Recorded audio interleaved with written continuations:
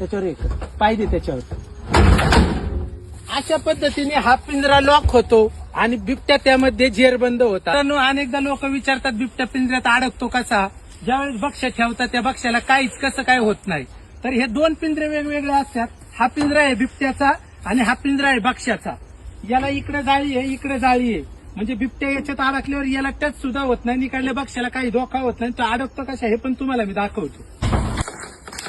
त्या साईडला शेळी मेंढी असं भक्ष्य ठेवले आणि हे आपण झाकून ठेवत असतो करून. अशा पद्धतीने हा पिंजरा सेट केला जातो. भक्ष्य पुढच्या बाजूला आहे, हा पिंजरा मोकळा आहे. ज्यावेळेस बिबट्या येईल त्यावेळेस त्याला इथं समोर भक्ष्य दिसतं.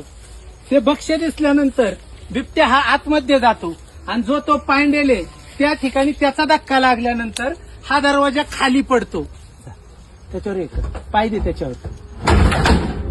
अशा पद्धतीने हा पिंजरा लॉक होतो आणि बिबट्या त्यामध्ये जेरबंद होत असतो.